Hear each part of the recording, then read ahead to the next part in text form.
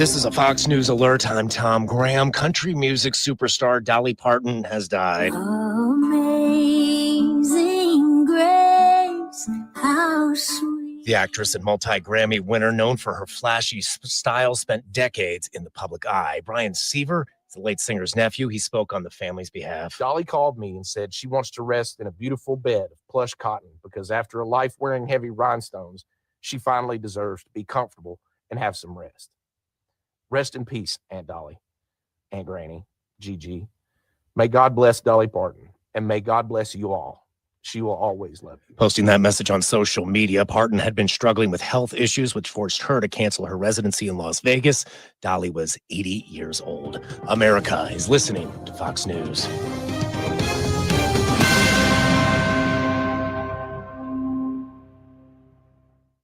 As a parent, you said you'd never give up the convertible. Look, the van even has its own backing.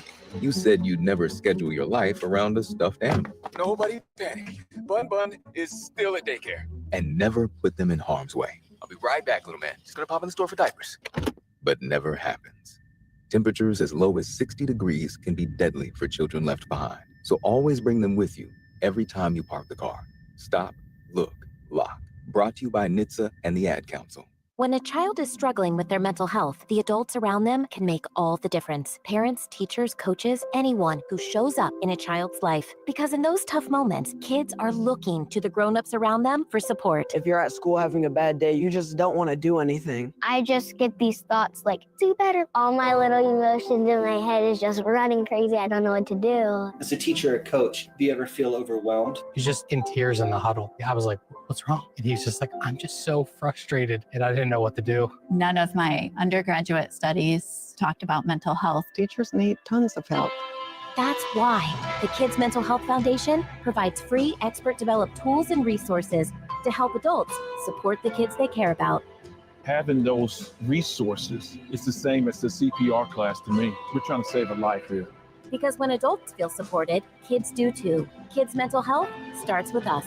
Find free resources at kidsmentalhealthfoundation.org. The number 3, one of the most important and powerful numbers on so many levels. And for your wallet, it's powerful at InStantRadioDeals.com. Enter the promo code FIRE at checkout for 33.3% off the list price of select items. Liberty Flames individual game tickets, Liberty Flames season tickets for the upcoming football season, and Hill City Howlers skyboxes and general admission with a $10 food voucher. All through the end of August. 33.3% off the list price of those items when you enter the promo code FIRE at checkout.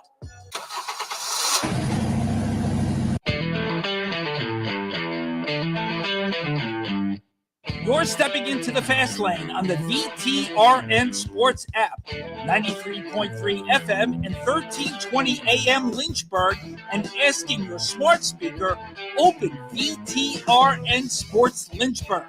Now, take the fast lane through the topics that matter across the Commonwealth. This is the Fast Lane with Ed Lane and JJ Hendrickson. So I'm not a Dolly Parton fan. Nothing against her, nothing in favor of her, not my cup of tea. But I acknowledge plenty of people in our audience and plenty of people are fans of hers. So we send our condolences out to her family and an RIP to a legend in the music and entertainment industry.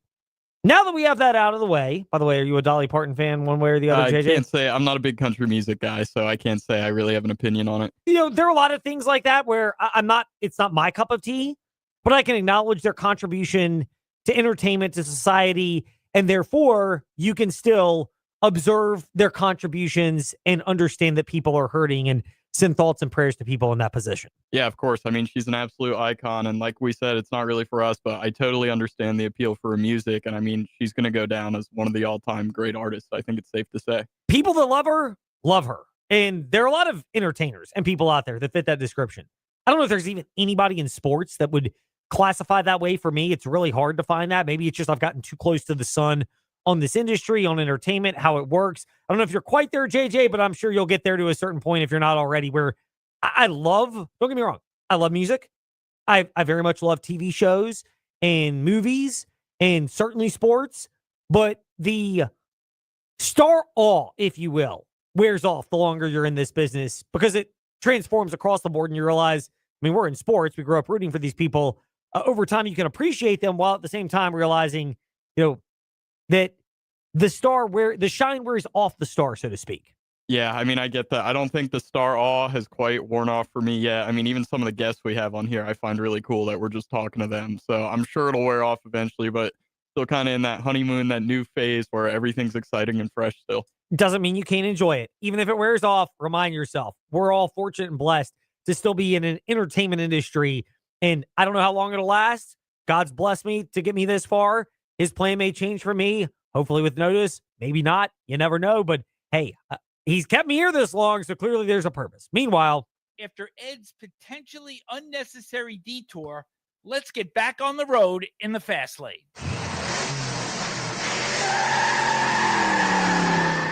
So there could be a bigger theological discussion that's probably more fit for our friends at Impact Church on 811 Thomas Jefferson Road in Forest, where they could get into this.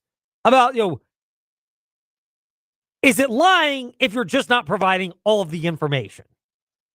Because in the world of sports, I think that might be where we are right now. I don't think I'm going to call Jamie Chadwell a liar. He has not said that. But is Jamie Chadwell maybe slow playing this in a way that he might normally not slow play? Let's just, for the sake of argument, say that Liberty football is opening up against Norfolk State instead of James Madison. They might be more comfortable naming their starting quarterback right now. But I don't blame them for dragging this out, JJ, especially when we heard it yesterday covering the Commonwealth, because and guess what? We keep receipts. At Fastlane Ed Lane, where you listen to podcasts, but are the JMU Dukes seemingly any closer to naming a quarterback? Oh, no. Oh, no. And is it possible they might drag their decision up till kickoff noon next Saturday when Liberty is at JMU? Yes. So I think that's the context through which I am considering everything Jamie Chadwell is saying about Liberty's quarterback competition, because what do you know? JMU had their media availability today in similar spot. No QB1 revealed. And I guess it won't happen until it somehow gets leaked to Pete Thamel anyway. Yeah, I don't know. It's starting to kind of feel like a cold war almost between JMU and Liberty. I mean, it's almost a game of chicken even. Who's going to name the starting quarterback first? Who's going to give up that little bit of intel to help their team? I'm really curious how this one ends up. I mean, it might be Friday or Saturday, next Friday or Saturday, that is, before we end up hearing who the quarterback is. Oh, it could easily be that late. I mean, I wouldn't be shocked at all. See, I think there's gamesmanship involved. There are a couple things that happened at the press conference today for Jamie Chadwell. I kind of wonder, they talk about being deep into camp and players are tired of hitting against each other because in college, you don't have preseason games like the NFL or scrimmages with other teams. So you're not in a spot where you're going head to head and getting ready. Jamie Chadwell had this to say. And look, there's a lot of interesting nuggets we can break down, but he was asked if they might play multiple quarterbacks. That's what we'd love to do. Yeah, I'm not going to tell you we might not play one. We might play two. Who knows? Again, we got 9 practices, so we'll have to narrow down what we need to do. He mentioned, Jamie Chadwell, that we've got 9 practices, a lot, which seems to be a way of saying he wants to be extra certain in his quarterback, maybe more so than if they were opening against, again, no offense to the Spartans and our HBCU friends, but Norfolk State. They're opening at JMU, much harder, much higher profile. When he says multiple quarterbacks, that's one of the alarm bell raisers because, I mean, look at Chadwell historically. He is stuck with guys through injuries, Grayson McCall at Coastal Carolina, injuries and decision-making, Caden Salter. You can put Ethan Vasco in that category as well. Once he has named them starting quarterbacks, and people have thought that there needs to be a change. So when I look at the history and Jamie Chadwell says we might play multiple quarterbacks, that to me was the ultimate red flag raiser. I don't blame him. JMU's doing the same thing. Maybe not saying they're playing multiple quarterbacks, to get my usher on for a moment. I have not heard the Billy Napier press conference because we were at Liberty's today for theirs and then have to do some sales responsibilities at the Virginia Talk Radio Network. But that's the one where it's a red flag to me is you look at the history of Chadwell, he generally has a guy, and if nothing else, he and his staff are loyal to a fault, to coaches, to players, to anybody around. So the idea that they play multiple quarterbacks, that to me is, hey, we're just going to drag this thing out as long as possible. Again, don't blame them. But I think there may be some gamesmanship going on with JMU and potentially even with your own team to keep them on their toes for what seems like it's been a good camp, but you don't want to let off the hook as class began at Liberty today and the mode of practice and the focus might shift a little bit. Yeah, we're getting to a point where I really don't know what's going on with Jamie Chadwell and this whole quarterback fiasco. I mean, he mentioned 9 practices left, but the thing we were hearing from him before is he wants to see consistency from one of these quarterbacks. He wants consistent performances. So what I'm curious about is what's he going to see in the next 9 practices from one of these quarterbacks that would be enough consistency for him to give the okay that he hasn't seen already going back all the way to spring practice? So that's a great question. I'm glad you asked, JJ, because I may or may not have been at the press conference today when Jamie Chadwell brought this concept up. And he was asked about it. And I think there's also some additional light that's been shed on other positions at Liberty. Fairly confident, it seems, in the running back options, the wide receiver options. In a moment, we'll get to the offensive line, but all of that, which I think ties into what they're looking for and what they need. We have a good idea and the coach has done a nice job of making sure certain guys get certain reps with certain people and making sure it works. I think we have a really good idea of what we have, what we don't have, in skill position wise. I think we've got a deep running back room. I think we've got a solid wide receiver room. We got some guys there that have played some football, and then we need some guys to step up there. But I think we have a good understanding of who we are as far as what we can do, what we can't do. Now we just got to get somebody out there to do it consistently and not hurt it. The thing that we make this decision, we're going to make it based off of what gives us the best chance not to beat ourselves.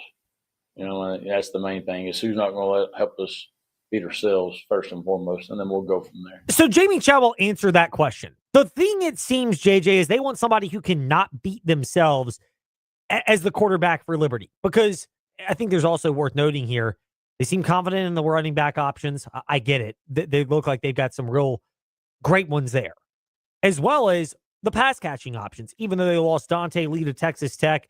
No shock why that might have happened. Insert your Cody Campbell comments here. But consistency, not making mistakes, not beating themselves, which to me indicates, if anything, I think they want to really rely on the running game. I think one of the greatest points from social media, Fastlane, Edlane, on Twitter in particular, is Nick Pierce of the Liberty Flames Sports Network and John Manson from SeaofRed.com. And John's going to join us in about 15 minutes around 5:25 today in the Fastlane. But they both mentioned maybe we're not talking enough about the running game.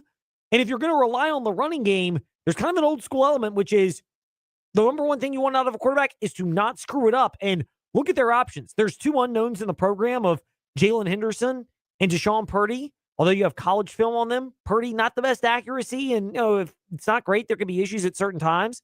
Then you add Henderson into the mix as well. Bounced around to a couple of spots. Vasco, it could be injury related, but he had some questionable throws and turnovers last year that were a problem. Injury, decision, maybe a combination.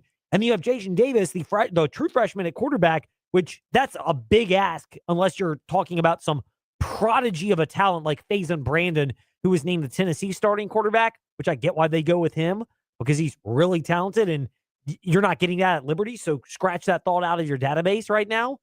So because of that, it makes sense. The number one thing they want to prioritize, JJ, is don't make mistakes at quarterback because they're going to rely on the ground game, and in particular, the early portion of the year. Yeah, I think you're exactly right, Ed. I mean, what I'm hearing from there is, of course, you want your quarterback to make plays, but it doesn't sound like they're really relying on whoever it's going to be on making those huge plays.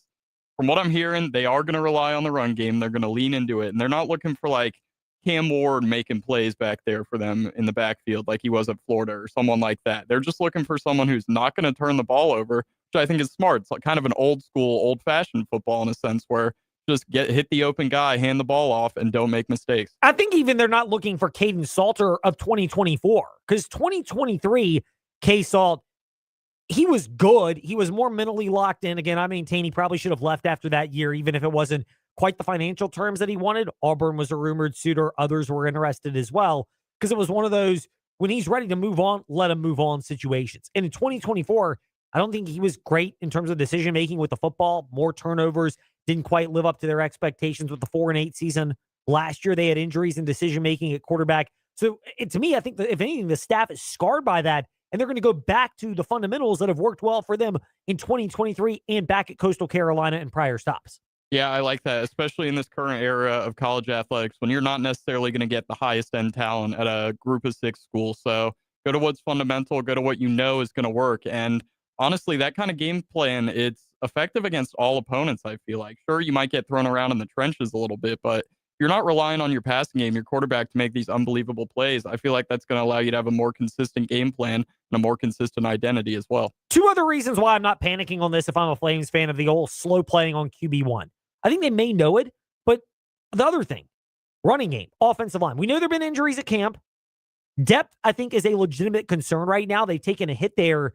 But Jamie Chadwell mentioned that while depth is a concern, they seem to know who their starting 5 offensive linemen are and their top 2 backups, which means your swing tackle, they could play offensive tackle on either side, or interior offensive lineman, or the option, and then your swing interior offensive lineman that could play either guard spot or center, or somebody that could play the left side or the right side of the O-line, and one of them could double up as center, or you've got a lineman that can move around. It seems like the Flames are confident enough in that, which means they've got an idea of how the O-line can look at least early in the year. I think we have 5 that we're going to trot out there, and then we've had some injuries. We've lost a couple of guys there that we were really deep at O-line, and then we lost a couple of guys to some injuries that have hurt our depth. So I think we feel really good about who our 5 to 7 are as far as who the swing guys are. But we need that number, 7 and 8 guy to really be more consistent, because you typically play 7 to 8. It's hard not to have your whole 5 in there the whole season without some type of bangs or injury. So that's one angle to it, running backs. The other is this. I think this is the easiest one to remember. I don't think Cam Davis, the running back transfer from Florida State, was even letting a cat out of the bag on this, because I'd imagine he was pitched in the recruiting process about the history of running backs with Liberty. He was asked that by Bryson Gordon of newsadvance.com and the media today, and mentioned that was one of the appealing factors. But let's be real here. As Cam Davis noted, there's no real secret about the Flames offense has worked historically when it's at its peak. There's no secret to what the offense and this coaching staff has done in the past. So I think it'll be a good year, especially having depth and guys that can rotate in and out. Individually, I don't really set goals for myself. I just want to go out and play ball, be myself. And I will say this year, I'm the most confident version of myself. So I'm just ready to go and put my all on the field for this university, myself, and my family. So this year, I'm just looking to be able to have a great time with my teammates and win. So it brings up a question about that, about the Liberty offense. And there are a number of ways you can go with that. But the biggest one out of that bunch of what Cam Davis said is, it's no secret what this offense is built upon and does. And I think if you're Jamie Chadwell, you're fine with we in the media and the fans talking about who's going to be QB1. That's a natural storyline and natural question to ask. It also means that your team can still stay on edge, because if you haven't named that, every position's up for grabs theoretically. It can keep JMU on edge. And remember, the Dukes have got some former Liberty Flames staffers. There's some ties that are there. Obviously, it's a big rivalry and battle, the Battle of the Blue Ridge. They're playing each other more regularly. There's clearly an emphasis from both fan bases and alumni in terms of wanting to win that game. And you're opening the year against that type of team. So it's not like you get the runway of, let's just say Norfolk State plays at Liberty and Hampton plays against JMU, and both teams you feel pretty comfortable that if they just run a basic game plan, they can win the game. That's not the case. I mean, it's a 6-point spread, 6 to 7 point spread, depending on where you may look, meaning it should be a pretty competitive game, meaning you're looking for edges. And in an early portion of the season, you know that. And I think you judge all that. I think they know what they're doing, the Flames staff. I think the players may even have a lean on where it is, but it just keeps everyone on edge, which is not the worst thing. Yeah, I think the point about what worked historically is a great mention. I mean, 2 years ago when they made the Fiesta Bowl, 3 years ago, they had one of the best running offenses in the nation. Is that correct, Ed? Yes, they were in the top 5 of particularly rushing offense. It was basically Liberty. I forget who the other school was.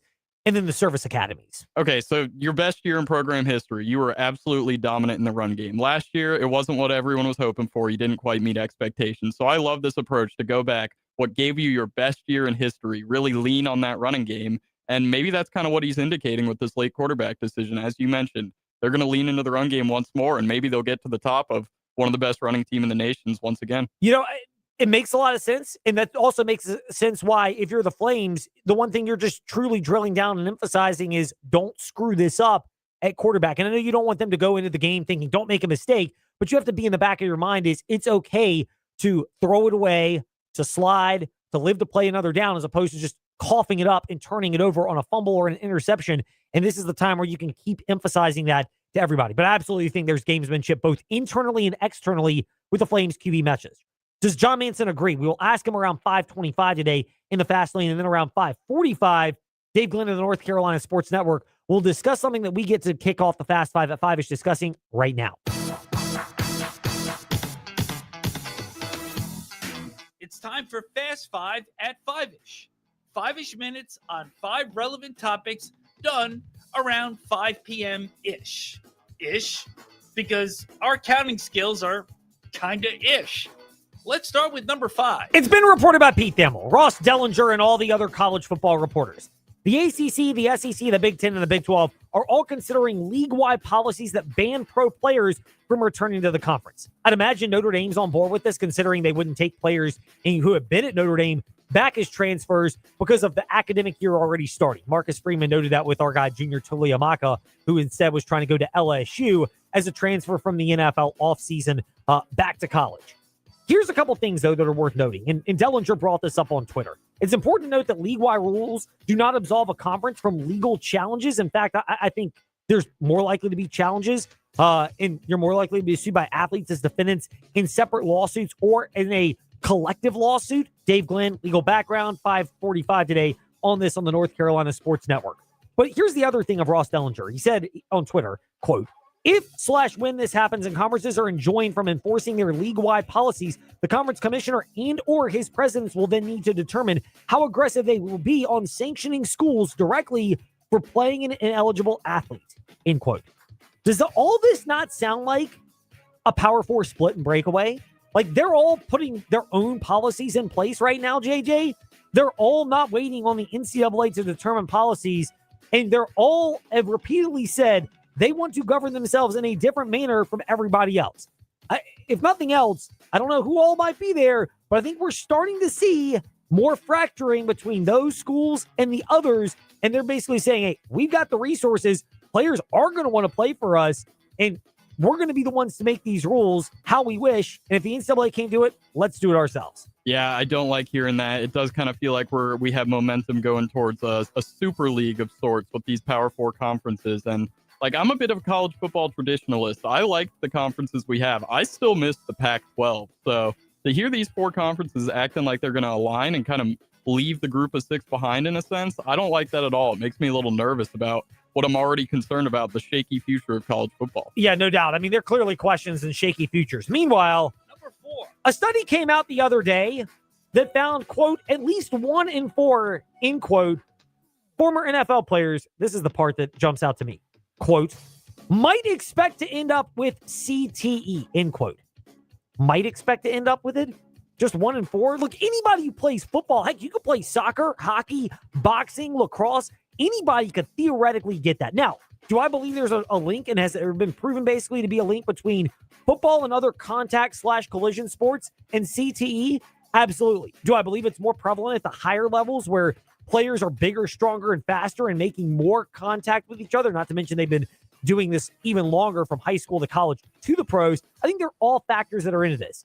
But there are a number of factors that go into this. How do you take care of your body as a player? How do you take care of your body when you stop playing? What do you do for yourself physically and mentally? Now, could it eventually catch up to you? Sure. But there's examples of players out there that look like they're highly functioning, even though they've had multiple concussions. Troy Aikman's an example. I think he's a phenomenal broadcaster. To me, he is the gold standard for color analysts on TV right now for the rare times I'm not listening to games on the VTRN Sports app. But when I look at this across the board, does CTE get linked to football and other sports? Absolutely. But, 1 in 4 might end up with it. I mean, I might end up getting in a wreck when I go home. I pray to God that doesn't happen, but I might have that happen anytime I'm out on the road. Yeah, that verbiage is really interesting. 1 in 4 might have it. And I guess what I'm thinking is maybe they're using that verbiage because you don't know if you have CTE, obviously, until you've already passed away. There's no way to find out until then. But 1 in 4, honestly, is still quite a big number. You think of how many guys are in the NFL. There's hundreds of guys who would be coming out with CTE if that number ends up being true. Yeah, I think that's a big point to remember as well. Meanwhile, number 3, just a quick little in case you missed it. First-time eligibles for the Pro Football Hall of Fame. We didn't get to this when they inducted the class a couple of weeks ago. Gronk, Ben Roethlisberger, Adrian Peterson, to me, are the easiest locks out of that bunch. Agree or disagree? Absolutely agree with that. Okay, probables to me are Richard Sherman and Cam Newton. I would say probably. Even though he's a basket case, Antonio Brown was good enough for a long enough period of time. Where it gets complicated for me afterwards are Le'Veon Bell. I don't know if he played a long enough career. Alex Mack or Andrew Whitworth. I think they may get tied as linemen, but Whitworth gets the nod because he was not only with the Rams, but also won a Super Bowl and is, had a little bit more successful career. Meanwhile, Gerald McCoy and Eric Weddle, I think they were both really good, but I don't know if they're Hall of Fame worthy in my mind. That's kind of the overview of first-time eligible ballots. I think you got your three obvious first-timers in Gronk, Big Ben, and Adrian Peterson. Sherman, Newton, and Brown may crack that. I think eventually they'll get in, even as weird as Antonio Brown is. The rest of them, Le'Veon Bell, Whitworth, Mack, McCoy, and Eric Weddle, are all more in the coin flip. Some may get in, but some will probably be left out variety. Yeah, Antonio Brown had one of the highest peaks of a wide receiver we've seen in the modern era, so I would not mind him making it all. I do think he was successful for long enough. Unlike his former teammate Le'Veon Bell, one of the most patient runners we've seen in recent history, I don't think he was on top of the league long enough to make the Hall of Fame. Andrew Whitworth, I do think, might get the nod just because of his legacy out in L.A. Yeah, that's a great point on Bell in particular. To me, he's kind of like Terrell Davis, except Davis was consistent the entire time for a shorter period, including being the direct reason why Denver won 2 Super Bowls. I know Elway finally got off the schneid, but it was the running game led by Terrell Davis that was the catalyst to it. The story, by the way, with Davis that was fascinating was when he had migraines in that first Super Bowl win, and Mike Shanahan said, go in the game. You're not going to get the ball. Don't worry about being hit. We just need you out there because the play fake is not going to work unless you're in the game for John Elway to ultimately take it around and helicopter into the end zone. That's the difference. Le'Veon Bell never had that type of impact. No, not at all. I mean, he never even made a Super Bowl. I don't think the Steelers went on a super deep playoff run with him at all when he was in his prime, maybe the first or second round. So he never had that late playoff legacy moment. Yeah, it might have been conference championships, but they never made the Super Bowl. Bell was not there when they won it in the first iteration, the second iteration of Big Ben. Number 2. Speaking of running backs in troubled past or presence, UVA running back Solomon Beebe, suspended indefinitely for conduct detrimental to the team. He has been charged with 3 misdemeanor counts of animal cruelty charges, allegedly punching and smacking his pit bull. And according to the Post, 2 separate incidents, by the way, that popped up. One, August 10th, the other, August 12th. Okay, if you have one moment where, your dog is about to fight with someone else and you kick the dog, I'm not saying you should kick your dog, but if you're trying to break up a fight with another dog or a human and watching out for welfare, that's about the only instance where I can understand this. Or if you're tackling your dog because they may try to run out in the street and you have to form tackle them, again, save the dog's life, I get it. But in any other case, if you have multiple instances of kicking and punching a dog, which Solomon Beebe apparently has, he absolutely should be suspended. If anything, if these things are proven to be true, and that's Tony Elliott has said he's suspended indefinitely, but we're going to let the courts handle it from here on out, but he's not participating in the team, which I think is the right way to handle allegations like this.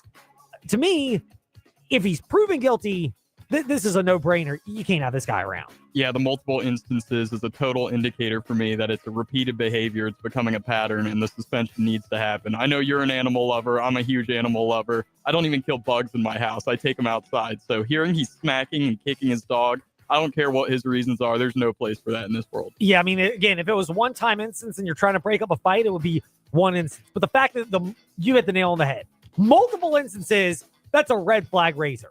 Number 1. Speaking of Virginia, Cam Robinson termed a game time decision for Saturday. But yet he's practicing. I would go snap count if I had to just take a guess at this because he's been participating in camp, but the amount in which he's been turned loose has been more on a pitch count. I would say this. To me, he's a game time decision, meaning I think he'll play, but a snap count. But sticking with the theme of the fast lane to start the show, gamesmanship seems to be at work here. Yeah, I think he's way too valuable to that Cavaliers defense to not play this game against NC State, which is going to have so many eyes on it with it being one of the big week 0 games. So I think snap count's a good shout. With him practicing, I don't think there's any real way he does not see the field at all in this game. We normally have Wahoo Wednesdays, but we're going to do a Wahoo Wednesday on a Thursday because, we can't help ourselves. With Preston Will of thesaber.com, so we'll ask him more about this in a couple of days. Meanwhile, when we return, does John Manson agree with us that there's gamesmanship at work with the Liberty Flames and their quarterback situation? We'll discuss when we return here in the Fast Lane. Mark Dalton here with the Terry Auto Group. If you don't love your car, then you're simply just driving the wrong one. At Terry Volkswagen, Terry Subaru, Terry Auto Outlet, and the Terry Clearance Center, we've got the perfect new or used car for you. We make your car buying experience easy. Need help with imperfect credit? No problem. Our team works hard to get you approved and back on the road. Because when you shop at Terry, you drive away happy. Visit us at any of our 4 locations or online at terryautogroup.com. Terry Auto Group. You'll love our cars. Hey, small to medium business owners, if you're frustrated with slow IT support, high costs, or paying for services you just don't use, it's time for a change. Hi, I'm Colt with We Fix Stupid Computers. We provide reliable on-site and remote support tailored for businesses just like yours. And we go beyond just fixing problems. We empower your staff with real tech knowledge so they can work smarter every day. From repairs to training to full IT support, we save you time, stress, and money. Call We Fix Stupid Computers, 434-525-8590, where smart support meets real savings. You walk into a repair shop, hear the price of their estimate, realize they'll take an eternity to get to you, and go, uh-oh, better get Mako. At Mako of Lynchburg, they're certified to do repairs on any type of car and for any insurance company because they ultimately answer to you. They'll process through insurance companies or help you pay out of pocket. They don't get better prices to insurance companies than they would for you because at Mako, it's all about being honest with you. So if your car needs collision repair or paint, go, uh-oh, better get Mako on Kemper Street in Lynchburg. Hi, I'm Zach Mackey, the voice of Virginia Tech Hokies men's basketball. Start jumping. This is your home for the Hokies. VTRN Sports 93.3 FM and the VTRN Sports app. Step into the Fast Lane 24/7 at JJ Hendrickson 27 and Fast Lane Ed Lane on Facebook, Twitter, Instagram, YouTube, and wherever you listen to podcasts. Now, back to the Fast Lane. Yes. Quarterback battles. I do believe it's legitimate. I also believe if Liberty was opening up against Norfolk State, they might have or Hampton or pick some easier opponent, relatively speaking, than JMU. They might have a quicker decision that they would have made on the quarterback battle. No, I don't think they're going to play 2 quarterbacks because Jamie Chadwell, even though Jamie Chadwell mentioned that's a possibility today. John Manson, Liberty Flames reporter for ACofRed.com, is joining us here in the Fast Lane. John, great to be chatting with you. I hope and pray things are great in volleyball land with your daughters. You are being a fantastic dad, and we appreciate you taking a moment from that to join us today in the Fast Lane. How much of the no QB1 decision from Jamie Chadwell is gamesmanship?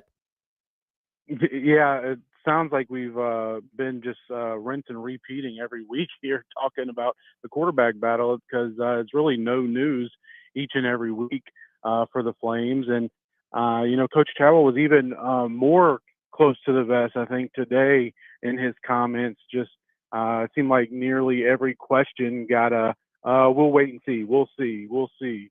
And I don't know if that's because, kickoff against James Madison is approaching as it's now less than 2 weeks away or what that is. But yeah, I think it all comes down to just gamesmanship and him playing things close to the vest, like you mentioned, against a team like James Madison, who, Liberty is nearly a touchdown underdog going into, and it may be the only team this season, depending on how the year goes, that the Flames are underdogs going into the game. So, you can understand it, but at the same time, as a fan, as a follower of the Flames, you might have a little sense of trepidation or cause for concern because it at least appears to us that those outside of the Liberty football locker room that no one quarterback is separating themselves, and that makes you think, or at least harken you back to what happened last year at the quarterback position, where the Flames had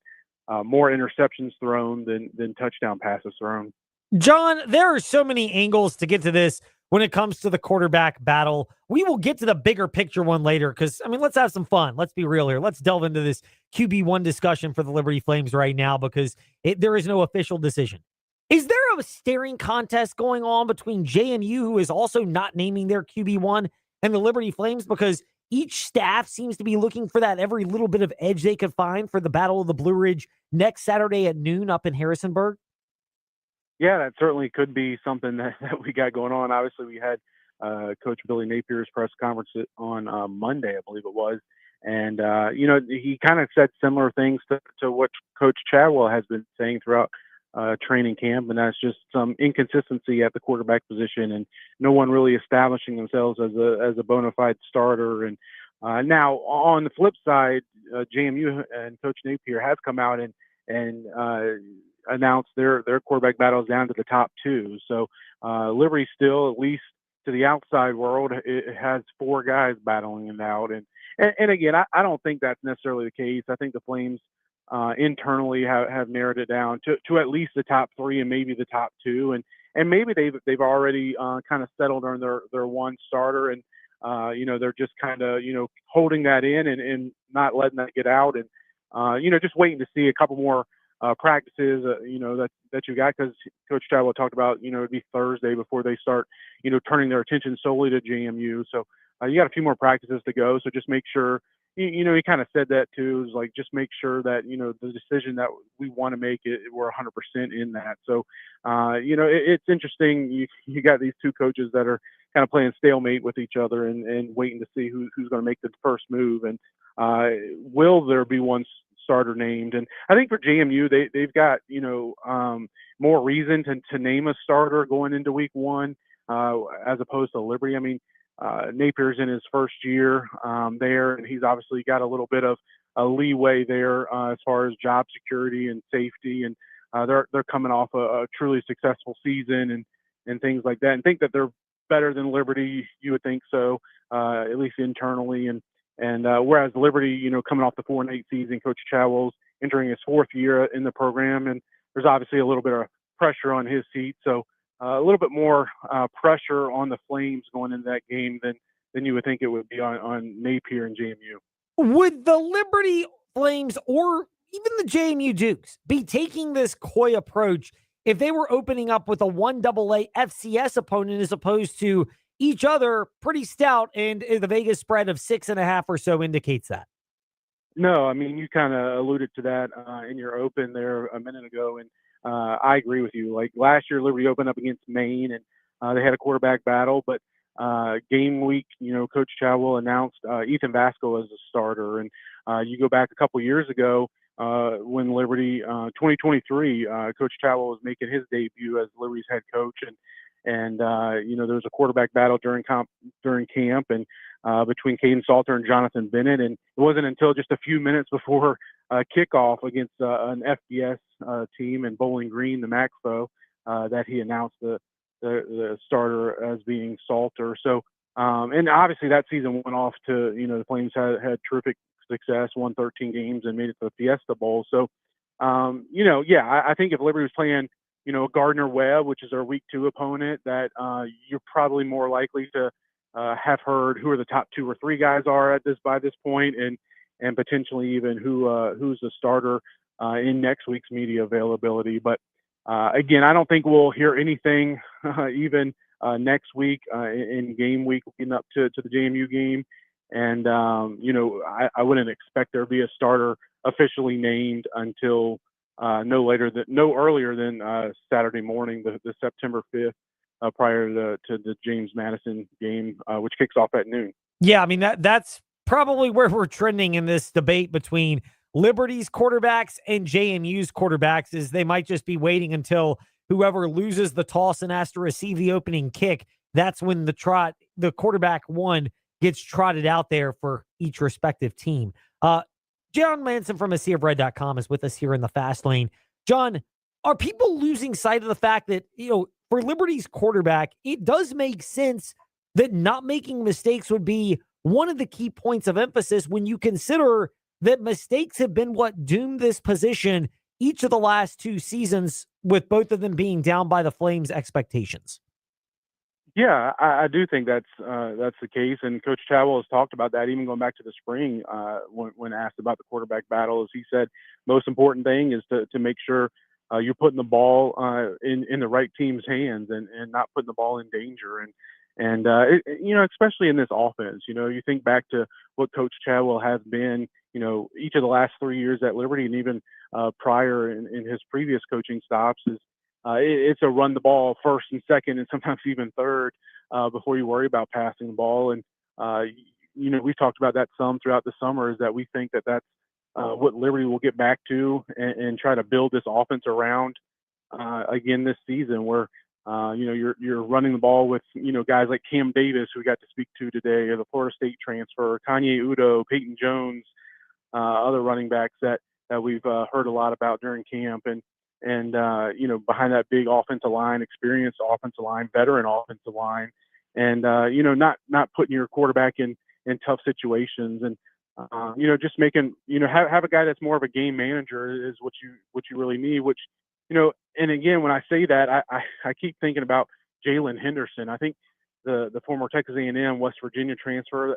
He seems to be the guy that fits that mold as far as he's either a 5th or 6th year guy. I think 6th year in college football for him, and been around a few different programs. And if he's able to grasp the offense, which you think he would be able to, he's a guy that's a run first type guy, dual threat quarterback that has been prone to make the right play.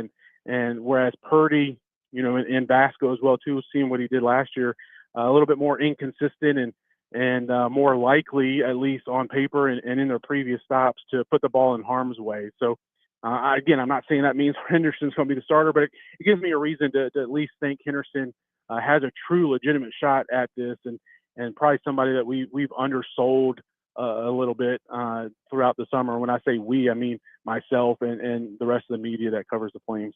John, you brought this point up a couple of weeks ago. Nick Pierce of the Liberty Flames Sports Network reiterated it. And now we're going to do the same, or have already done the same, in the fast lane. Are people losing sight of the fact that also not making mistakes is something that the Flames emphasize at quarterback, because they're going to be a run-heavy team, and when they're at their best, that's generally who this offense is? Yeah, I mean, go back to 2023. Liberty led the nation in rushing, and 2024 was a top 5 team in the nation in rushing. And obviously that was primarily behind Quentin Cooley and Caden Salter as well at quarterback.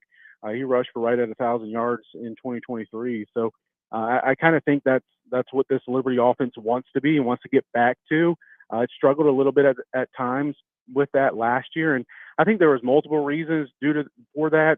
Some the offensive line struggled and was trying to figure out who they were and what pieces fit where, and they kind of got better as the year went on and towards the last half of the season. And at running back, Liberty didn't know who it was going to be, right? I mean, it ended up being Evan Dickens, and he had one of the best individual seasons Liberty running backs ever had. But it was about 3 games in before he really took over as the team's top back. And I think this year, with so many experienced running backs, new running backs, but experienced running backs at the college level, I think the Flames will get back to wanting to make sure they run the ball, emphasize the run, and like we talked about, is that this offensive line it's experience.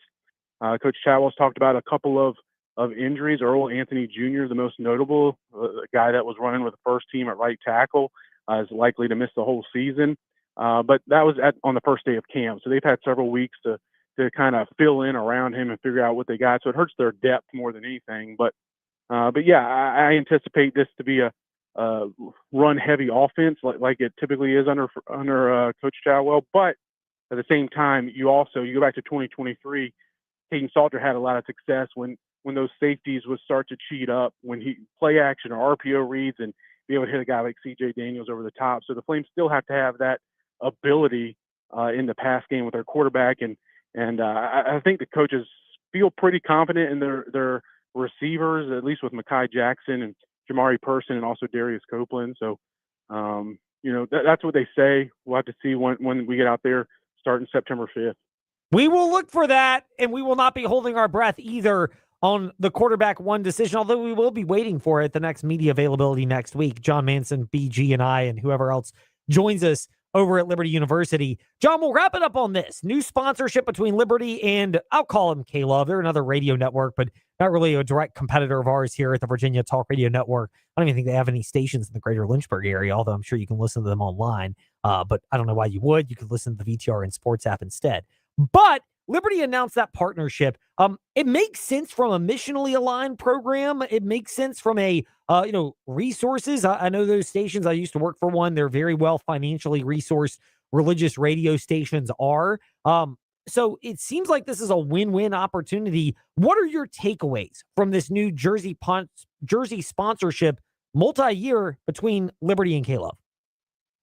Yeah, I mean, Liberty, 10 of the 20 athletic programs this athletic season will be sponsoring or wearing that K-Love jersey patch on their uniforms. And Like you said, it's a multi-year deal that is going to expand to all 20 programs next year. But this year, football, men's and women's basketball, softball, baseball, men's and women's soccer, most notably, are the ones that'll be sponsored or wearing those patches. K-Love, but yeah, I agree with you. It seems, that these two are definitely missional fits. They're both in the Christian atmosphere, especially with young people. And the K-Love CEO was talking today at the press conference about how they've been intentional of trying to, make inroads with that younger generation nationally. It's a national brand, and sponsoring with the world's largest Christian university in Liberty University, which is a national, even a worldwide brand, certainly makes sense for them, and it makes sense for Liberty too. And athletic director Ian McCall talked about how it was a missional fit, and when they set out a few months ago when they were looking into a potential jersey patch sponsor, first and foremost, it had to be a missional fit, and they found one with K-Love, and it'll be interesting to see how this plays out moving forward. I know K-Love they sponsored a NASCAR driver a few years ago, which is something I just found out today, and I'm sure we'll find more and more out about K-Love. Not something I thought I'd spend much of my Tuesday doing, is researching a Christian music radio station, but here we are.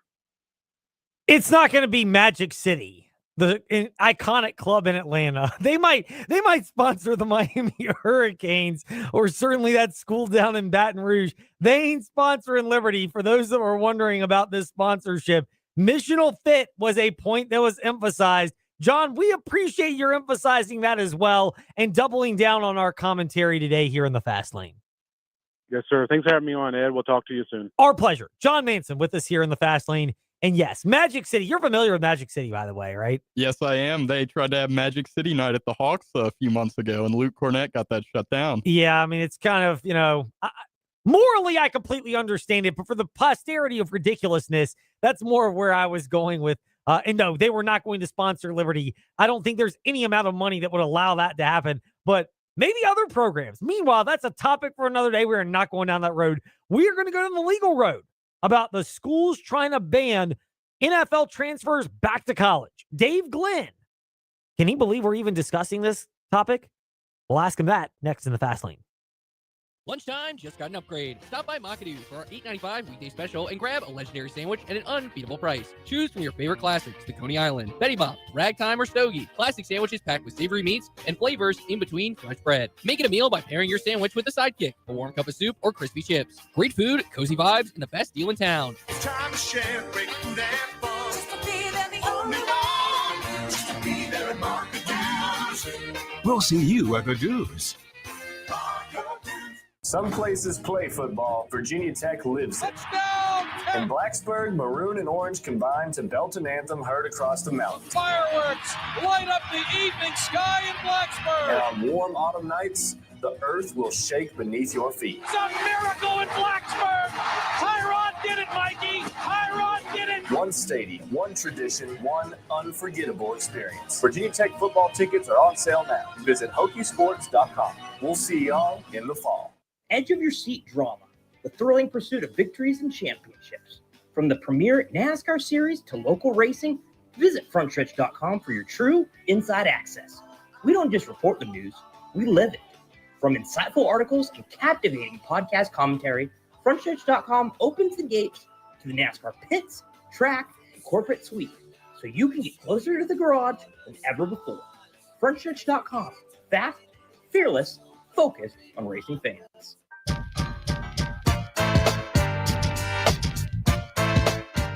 Come join the chat or give us a piece of your mind. JJ Hendrickson 27 and Fastlane Ed Lane on Facebook, Twitter, and Instagram. Time to ask him and put him on the hot seat. Dave Glenn, North Carolina Sports Network, who is generous enough to join us in the Fast Lane. Dave, can you believe we have reached a world where we are discussing players transferring from the NFL back to college?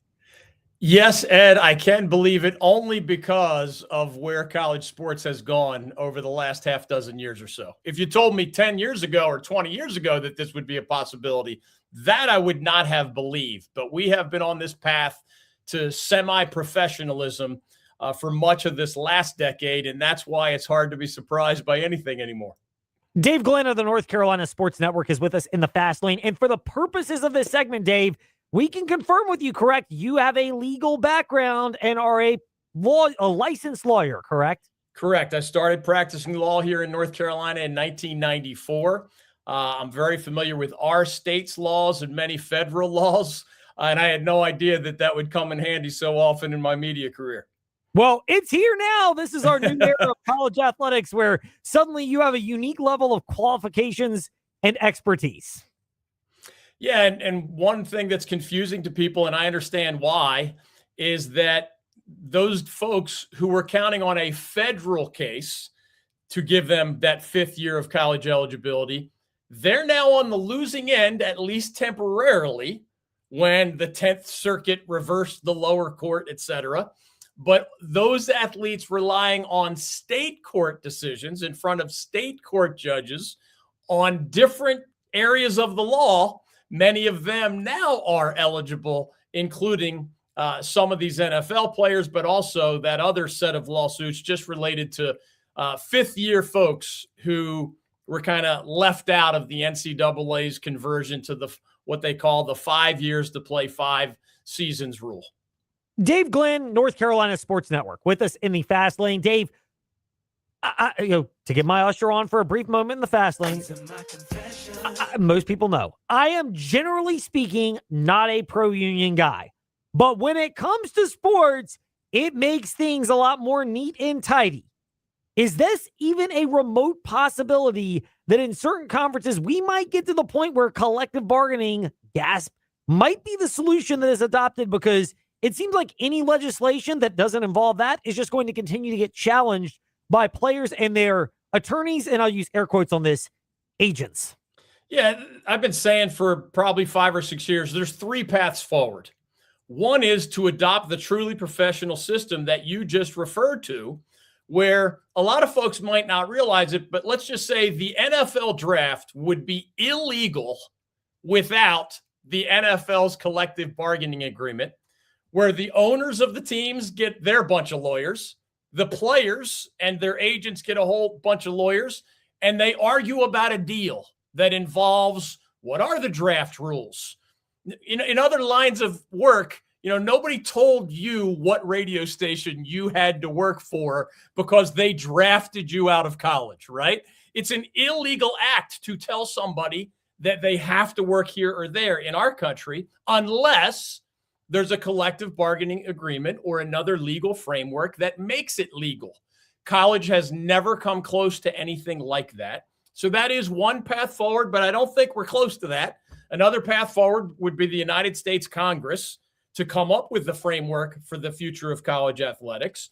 It could still be sued on constitutional grounds, but it's what the NCAA has been begging Congress for most of the last several years. For 100 years, the NCAA told the United States Congress, stay out of our business. We know what we're doing. Well, the last several years, it's been the opposite. Please save us from these lawsuits by coming up with a framework for the future of college sports. And the third path forward is what we have now, where, Ed, you could take the same set of facts for an individual athlete, and that athlete may win in Louisiana and might lose in a different state because that state's laws are different, or its constitution is different, or contract law is different. Antitrust law is a federal law. Lots of other areas of the law are state by state law. Where you're in Virginia, I'm in North Carolina, lots of things are different in the nitty-gritty of how laws are applied in those other areas of the law. That's why we're here. The NCAA hates this state-by-state patchwork of results. They've appealed all those results. They've appealed this NFL case. They've appealed the 5-on-5 cases, 5 years to play 5. So it's all in limbo, and here we are days away from the start of college football season, and you have guys still trying to join LSU and other teams. Dave Glenn, North Carolina Sports Network, with us in the Fast Lane. Dave, I hear 2 things that jumped out, and you can tell me where I'm wrong or right. One of those 2 things is the comment yesterday about Greg Sankey and the SEC opposing this, and that people view this as his Brendan Sorsby moment in case. He does not want this to happen where players can transfer out. Then you see the other conferences also jumping on board and saying they don't want this to happen. And by other conferences, we're talking Big 10, Big 12, and ACC. Is Sankey playing this game, and are these other conferences playing this game where they sense an opportunity to once again lay the groundwork for their Power 4 breakaway from the rest of college athletics? Well, that's a big picture question that, as I've told you on other visits, I don't think we're near that breakaway in the next handful of years. There's too many TV deals that go to the end of the 2020s. So we can revisit that aspect, 3 or 4 years from now, because I think that is a possibility. In terms of the shorter future, what's really interesting as we speak, the Big Ten is the only conference that has come out and said, guys like these NFL training camp dudes that are trying to come back to college are not playing for Big Ten schools. The Big Ten has already voted on it. They're not going to allow it. They're going to penalize coaches and schools who accept those players back from the NFL. But the Big Ten, as we're having this conversation, is the only one that's already gone through the process of adopting that rule and threatening their schools, essentially, don't take these NFL guys. Obviously, the same time SEC Commissioner Greg Sankey is saying that he doesn't like this idea, LSU coach Lane Kiffin is signing these guys from the NFL. So clearly the SEC hasn't adopted that rule yet, and I don't expect that it will. Jim Phillips of the ACC said it's on the agenda to be discussed in the Atlantic Coast Conference this week, but we're running out of time here, man. Like, either these guys are eligible for games starting this Saturday. More schools, of course, start the following week, but we're running out of time, and we might have state-by-state differences on this. We might have conference-by-conference differences on this. The five years to play 5 lawsuits involve hundreds of athletes. So far, we don't see as many trying to come back from the NFL to college football. Dave Glenn, North Carolina Sports Network, with an overview here in the Fast Lane. Dave, believe it or not, we have week 0. And next year, apparently, my dream of the ACC embracing this is actually going to come true. Look, am I off base in saying this? I've criticized Jim Phillips and some ACC schools before, but this is long overdue. This year's a start. Next year is even better. I think you're right. And let's be real. The ACC for decades was the wealthiest conference in America. And because their football TV product was not as good as the SEC's or the Big Ten's, now the ACC is a distant third wealthiest conference in America.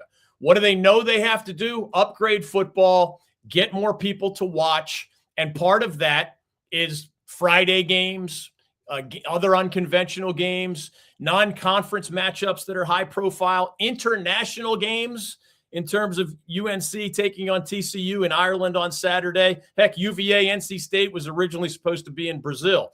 So they've done a lot of creative things to try to move the needle, increase TV ratings, and just generate more interest in ACC football, which as a brand just has not been anything close to those huge TV audiences that the SEC and the Big Ten schools get a lot more often than the ACC schools do. Dave, we will wrap it up on this as we're pressed for time. NC State and Virginia. Am I off base in thinking this might be a fairly entertaining game, close and high scoring? I'm with you on that. I think CJ Bailey, the third-year starter at NC State, gives the Wolfpack the advantage at the quarterback position over Bo from Missouri or anybody else that UVA might throw out there.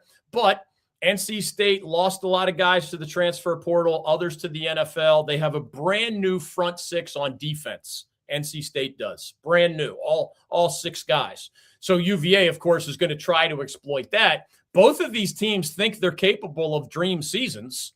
You know, Dave Doran's talking about going to the ACC championship game for the first time in NC State history. Tony Elliott obviously just got there last year at UVA. So I think it will be close. I think it will be fun. And UVA's offensive ability to exploit that mostly new NC State front, to me, is going to be the key to the game.